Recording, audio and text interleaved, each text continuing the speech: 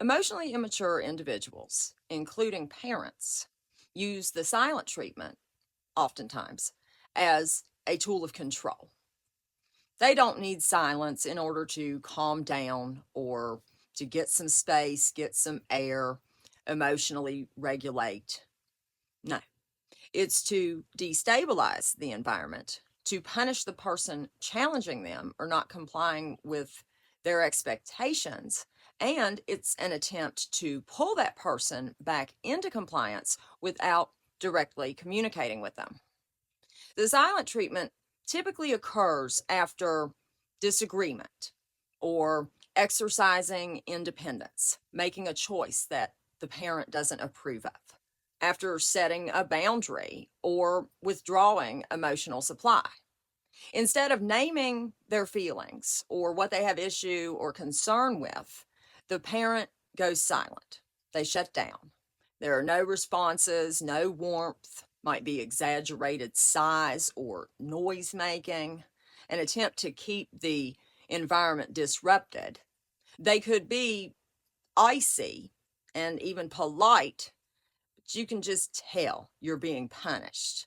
The message is very clear. You did something wrong, and connection is only going to return if you fall back into compliance, which for a child, a young child, that's deeply destabilizing. Since connection equals safety in child development, silence feels like abandonment.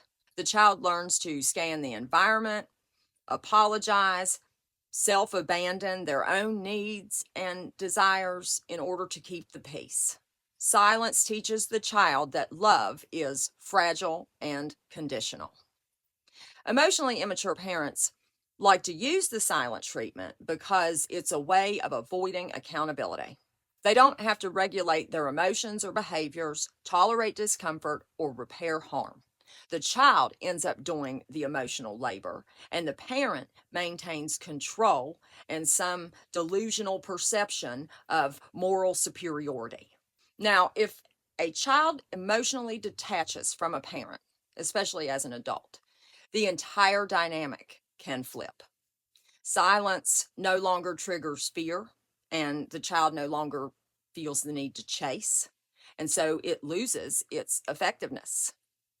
Once an adult child is aware of the fact that the parent's emotions are their issue, I'm not in charge of anyone else's emotional world but my own.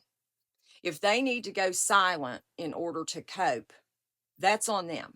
It has nothing to do with me personally. That's their own lack of depth and attempt at manipulation. All I can do is create appropriate distance in between me and this toxic individual. The silence that once felt punishing becomes neutral or even relieving, especially if you can get out of their immediate presence. The absence of emotional demand creates space and calm. The longer they stay silent, the less you have to deal with. The silent treatment reveals that the only appropriate move is disengagement. Have a good day.